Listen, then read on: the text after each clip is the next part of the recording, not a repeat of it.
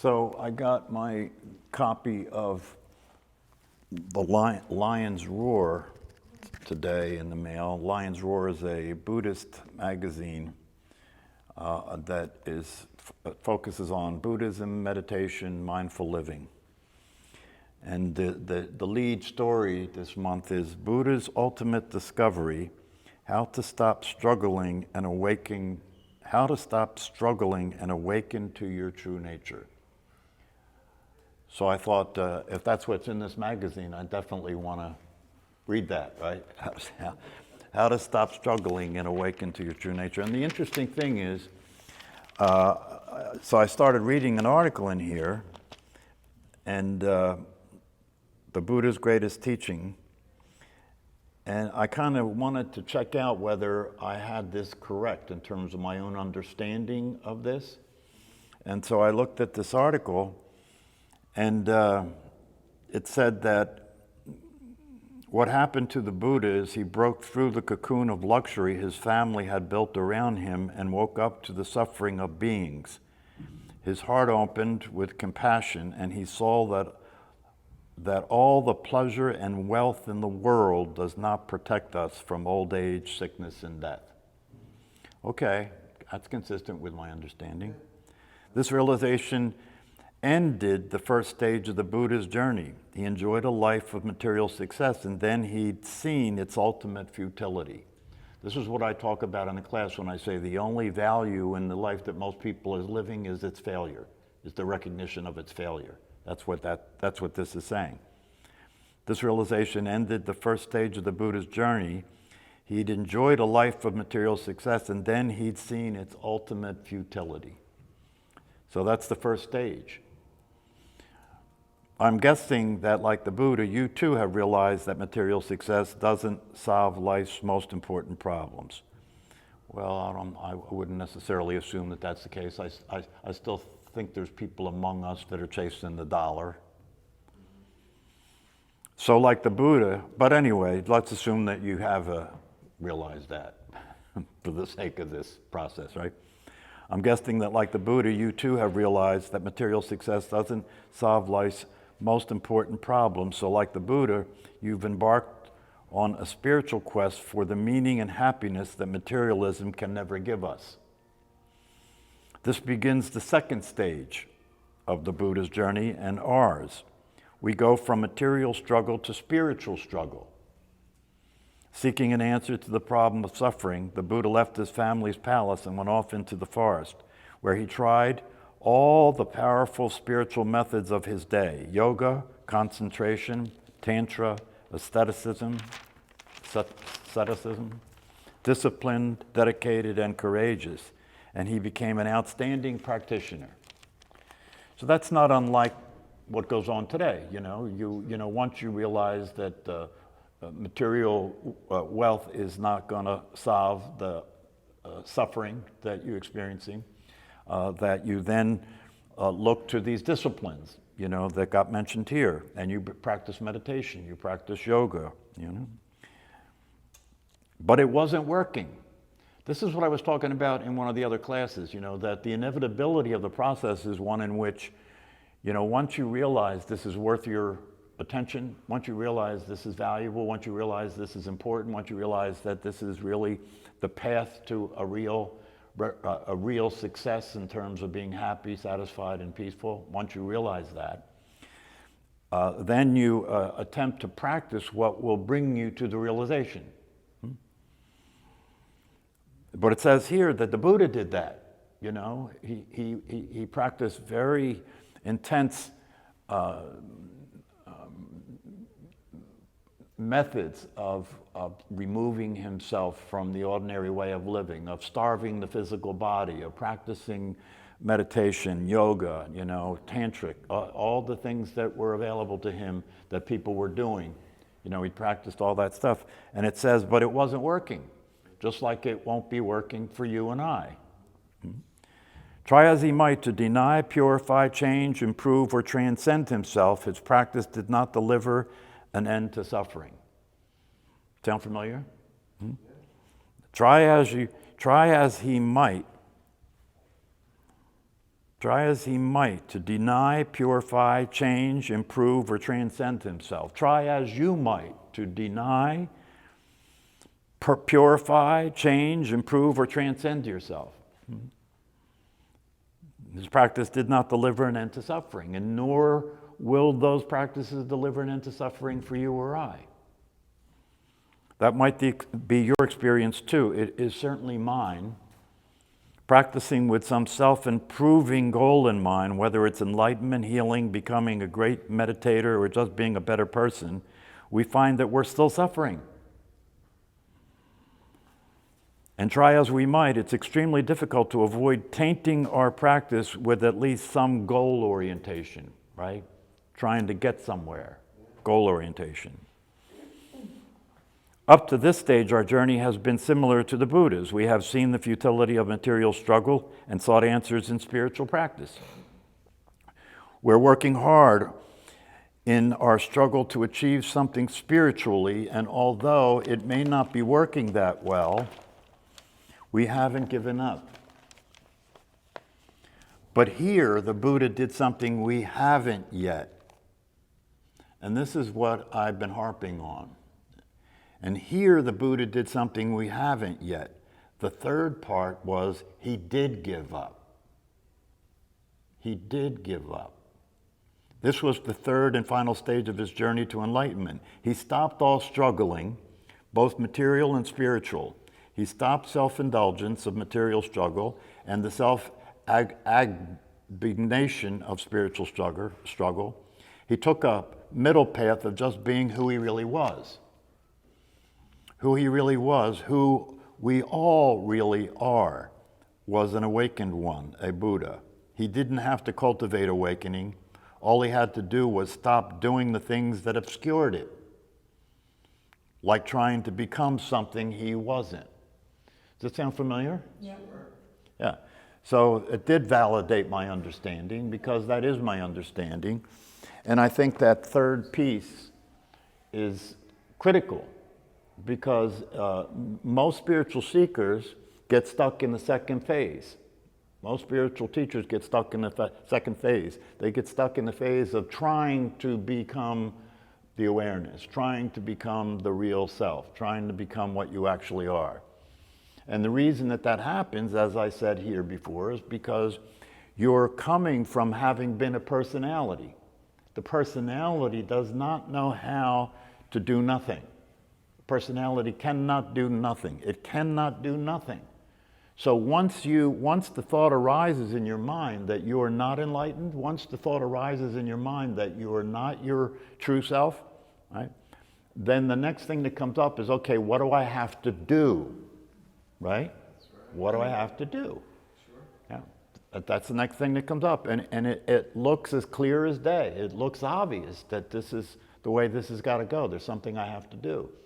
Not only is there something I have to do, but once I find what it is that I have to do it better. I have to improve my ability to do it, right? I have to get good at what I'm doing. I have to do more of it, right? So this can be a place where you could end up stuck the rest of your life. Unless you get to the third phase. And the reason he got to the third phase is the same reason you'll get to the third phase, is you get tired of failing. And you realize that everything that you've done, after you realize that the material gratification is not the true answer, and you start to practice meditation or whatever it is that you do, right? Going to retreats, reading spiritual books, listening to spiritual teachers, doing yoga practice, you're eating a vegetarian diet, all the things that the New Agers are doing, right? And when you listen to the New Agers, if you listen to the people who are interacting with the teachers, if you go on YouTube and you listen to the devotees that are interacting with Muji, or the students that are interacting with Rupert Spira, or the people that are asking Eckhart Tolle questions, right, in these seminars that they do, right? If you listen, you'll hear that all these people who are interacting with these spiritual teachers are saying the same things. They're saying the same things, What do I have to do to get this experience? I had it and I lost it, you know. What do you recommend that I do?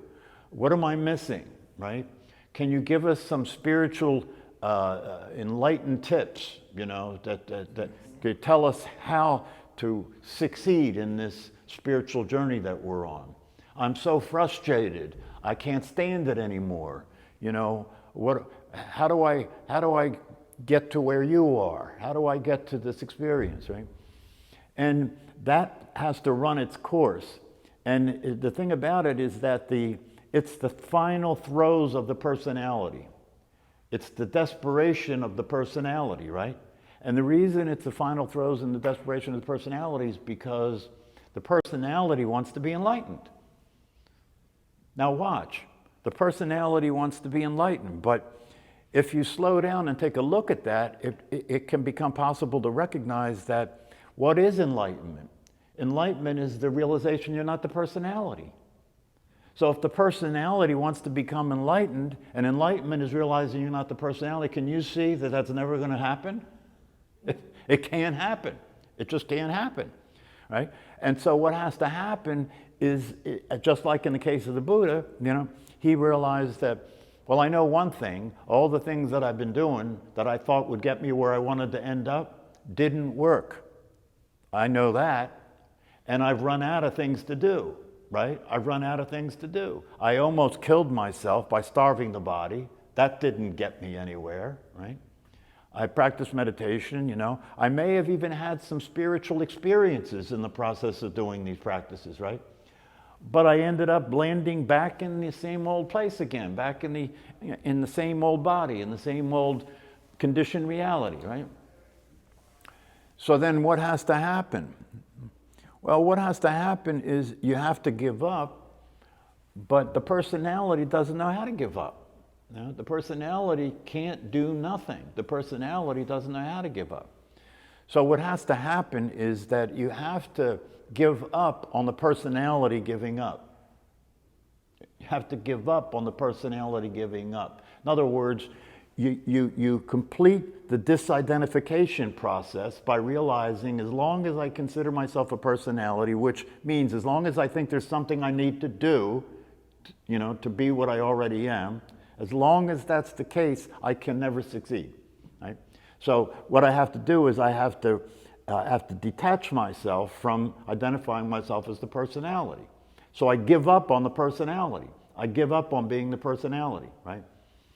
And in order to do that, you have to see that the final phase of waking up is to realize who you already are, who you always have already been, but you can't do that as a personality. So you have to let go of the idea that you're the personality. Now, that can be complicated because the personality will still be operational. The personality will still attempt to, now watch, the personality will still attempt to get you to believe you're not there. As soon as you have an angry thought, as soon as you eat the chocolate cake that you know you shouldn't have eaten, right? As soon as you get involved in distracting yourself and doing the things you've done in your life that have ended you up addicted to gratification, as soon as you get involved in seeing that you're in your head, as soon as you get involved in driving your car and you get upset again in traffic, the voice in your head will say, see, you're not enlightened. It'll try and talk you back into being the personality, right? And that has been something that has been successful for people until they get to a point where they realize that it doesn't matter if the voice in my head keeps acting stupid. It doesn't matter if the voice in my head is ignorant. It doesn't matter if the voice in my head is reactive. It doesn't matter if I get angry. It doesn't matter if I still have bad habits as a personality. It doesn't matter. That doesn't make me a personality. Do you see what I'm saying? It doesn't make you a personality. And you've got to be able to recognize that possibility in order to experience that you're enlightened. You have to recognize the possibility that regardless of the thinking activity, regardless of what plays in my emotions, right, that does not mean that I am not what I am. It does not mean that I am not what I actually am.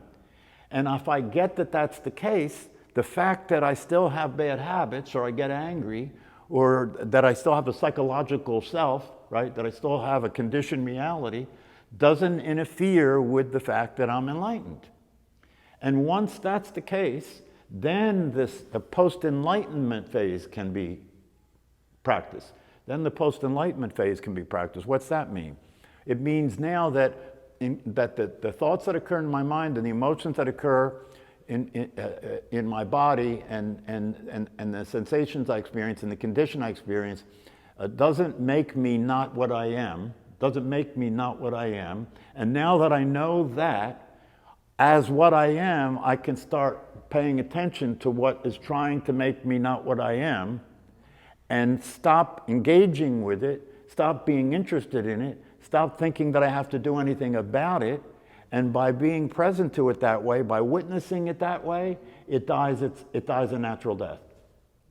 What's not real, what's not real is seen not to be real by what's real, it dies a natural death.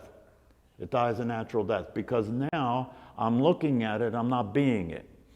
I'm looking at it, I'm not being it. And what I'm looking at is nothing but a thought process. What I'm looking at is nothing but emotional energy that's coming up and releasing. That's what I'm looking at, you know? So I learned to sit in meditation in a state of restfulness, which is the awareness, noticing what arises.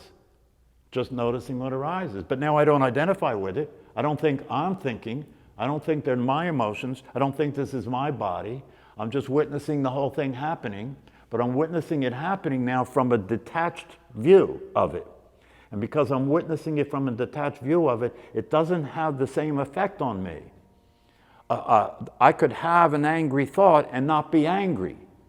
I could have an angry emotion occur and not be angry, because the awareness that I am doesn't have emotions and isn't thinking. It's free from that, and it can be aware of that, but not identified as that. And as I'm living that way in a post-enlightenment reality, all right, I'm paying attention that way, the thought process and the material of the conditioning starts to weaken and dissipate. It stops attracting my attention very much. It starts to weaken and dissipate. I stop following it. I start allowing my behavior to be an outcome of my thinking. I stop allowing my behavior to be an expression of my emotions. I'm just looking at it, right? And my behavior is coming from my ability to respond to reality. It's coming from my ability to see things as they are, to see life as it is, right? To recognize that other people are lost in the sauce the same way I was, right? And so I'm seeing things as they are now. So I don't hold them responsible for the condition they're in, because it's not a condition that they created. I don't hold people responsible for the condition they're in, because it's not a condition they created. It got created through their conditioning, got created through what happened to them when they were children, right? And what happened to them when they were teenagers and young adults, if you're older, right? That's what the source of it all is, right? But the reality of it is, even though that's what the source of it is, you can't walk around in your life and say, I'm not responsible for my behavior, and I'm not responsible for the way I am, because that was caused by the way my parents treated me when I was a kid. So you could go through the rest of your life playing a victim role, right? And saying that, I can't help it, you know, that's what, and then you can be angry and blame your parents for fucking up your life, you know? And you can walk around playing that victim role, you know, that now because of what my parents did to me, or what happened to me when I was young, I have to go through life suffering like this because of that, and I can't do anything about it, right? And when I get myself into trouble, right, I excuse myself from being in trouble, because I say it's not my fault. It's what happened to me, okay? Now, an enlightened view of that is that's ignorant, that's stupid, right? Because an enlightened view of that says, if you recognize that you are the result of conditioning, take responsibility for that. Don't just use it as an excuse for your behavior, right? Take responsibility for that. Start paying attention to that conditioning. Start paying attention to the thought process and the emotions that have been causing you to misbehave, have been causing you to view your life as a victim, that have been causing you to be depressed, have been causing you to causing you to be depressed. What do I mean by depressed? I mean causing you to do what you did when you were a kid when it came to your emotions, right? You were told to shut up. You were told to stop crying, right? Right? So you learned to stuff it. You learned to repress it, right? And so what's the word depression mean? It means to push down. That's what depression means, is to push down. So that's what you learned to do as a kid, and so now you're carrying around a lot of this emotional energy in your nervous system, right? And if you keep doing what you did as a kid, which is to keep pushing it down, right, then the pressure and the stress is on you to get relief, right? Because now the body is a stimulated nervous system, right? It's a stimulated nervous system that's holding down all kinds of intense emotions. And now you're trying to function in life that way. See, this is a big thing now in psychotherapeutic circles. There are a lot of people around these days that think, trauma is a big thing now that everybody pays attention to, right? Because everybody believes that, I've been traumatized. Trauma caused me to be the way I am, right? And so a lot of theorists believe that you have to go back and understand the trauma and understand what happened to you. I'm not one of them. I'm not one of them. And the reason I'm not one of them is because it's unnecessary. The way you were affected by trauma is the way you behave now. It's as simple as that.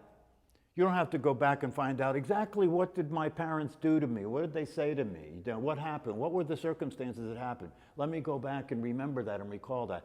That's dangerous. You could go back and think you're helping yourself and end up re-traumatizing yourself by going back and re-experiencing it again, right? I much prefer the idea of simply understanding that all of the things, all the ways that you are that don't work are the trauma. That's the trauma being expressed now. So deal with the expression of it as it's happening now. And how do you do that? You do that by paying attention to the mental activity, right, which it's going to manifest there. The trauma is going to manifest there. Paying attention to the emotions, trauma is going to manifest there. How does it manifest there? Anytime you have a reaction to something, right, that is blown out of proportion compared to what that something is, anytime you have a reaction to something that is much greater, right, than makes sense to what's going on, that's your trauma. That's your trauma, right? It's coming up and getting expressed. So when you get angry in a particular situation and you start screaming and acting like a child, right, that's your trauma, because that's not what's called for. So if you start looking in your life at where in my life am I acting out, where in my life is my way of reacting and the way I'm behaving disproportionate to the situation. Always in the present moment. Right. Of course.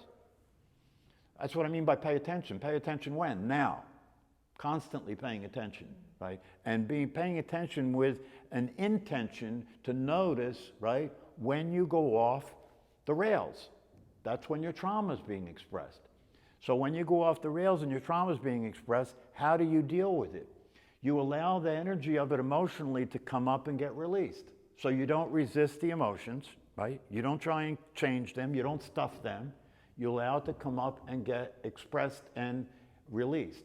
But you're doing that with a awareness of the reality that you're in, so you don't allow it to cause you to misbehave. You experience the emotion, but you don't allow it to cause you to misbehave. Now this can be tricky.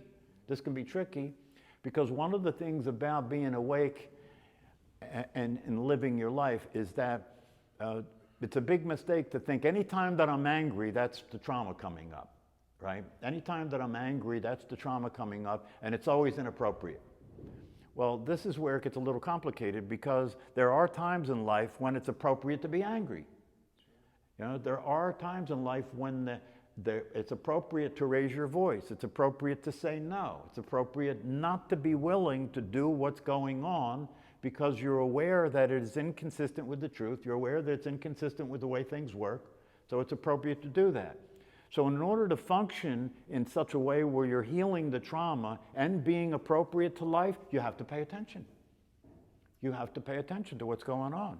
You have to look at what's going on and look at, what would be an appropriate way for me to behave in these circumstances that makes sense in these circumstances, right? What would be an appropriate way to behave in these circumstances? And you have to be willing to fail, right? You have to be willing to make mistakes, right? And notice when you made mistakes, notice when you read the tea leaves wrong, notice when you read the situation wrong, right? This is all post-enlightenment work that you do, right? That's why they say in some of the Zen schools, there's two parts to this process. One is wake up, and the second one is grow up. Grow up. What's that mean? It means that whatever happened to you when you were a child. You're not a child now.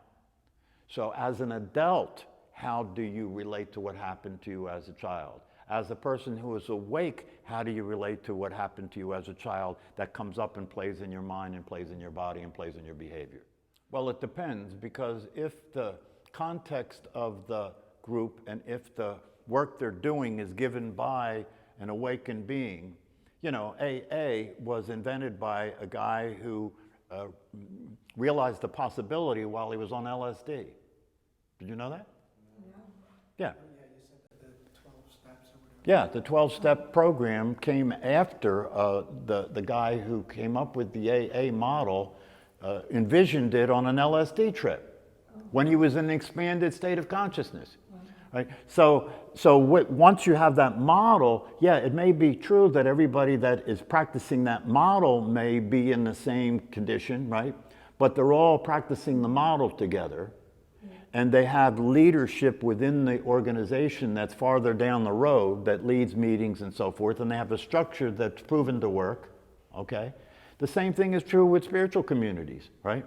So it is the case that if you want to do this work and have success, you don't want to just trust your own judgment, and you don't want to just trust what you're seeing. You want to be around other people, right, that can help you to recognize what it means to do this work and how this work is done. If it's just not working, you just keep plugging away at it, it's not going to work. If it's not working, you have to slow down and look and see, what is it that's not working? How is this not working happening? And is there some way that it works? And how does that work? And how do we begin to do that instead of what we're doing? This is one of the reasons that psychotherapy is helpful to people, because if the therapist is any good, right, he starts giving them guidance about, wait a minute, don't keep doing what you're doing. You have to look at your own thoughts, not try to change the other person. Yeah, you have to take responsibility for your trauma, for your thought process, for your emotional makeup, for your behavior, right? That's the way this works. If you do that in a relationship, if the relationship isn't working and just one of the people do that, the relationship starts to work because they've broken out of the pattern. And that's what has to happen. You have to break out of the pattern. You have to stop being willing to repeat the same patterns of behavior and the same ways of behaving. And the thing that's ironic about this is that people who are in relationships that don't work, people who have lives that don't work, are obviously repeating the same things over and over again, right? Thinking at some point it's going to work. That's the height of stupidity, And not only do they think it's going to work, but in the case of relationships, they just keep blaming the other person, right? Because they're the problem, not me. They're the problem, right? And as long as you maintain that way of looking at it, you're stuck. You're stuck. It'll never get any better. It's a double-edged sword. Because on the one hand, that could be true, that you feel like you're not alone, and that you're not crazy, that there are other people that are experiencing the same problems you have, right? That may be very helpful, right? But on the other hand, if everybody in that group, right, is practicing being victims, then that negates any value of sharing the common experiences. Right. So that's where you have to look and see what's actually going on with people. Even in AA, if somebody's way that they're relating to doing the work in AA, right, is not really consistent with the way AA works, it won't work. It won't work. The personality will try and get involved, just like it always does. It'll try and get involved, try and talk you out of continuing to do what works. That's why people, even in AA, they fall off the wagon, People have to go for several successions of being detoxed and rehabbed again, right? because the mind comes back in, the personality tries to get you back into dealing with it, right? And that's the beginning of the end. As soon as that happens, you're on your way back to addiction again.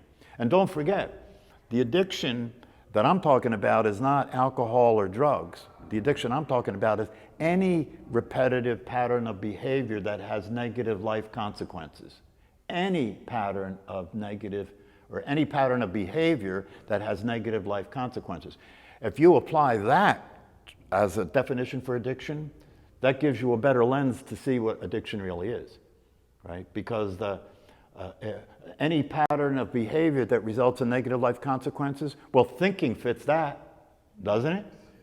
That's a pattern of behavior that has negative life consequences, is thinking, right?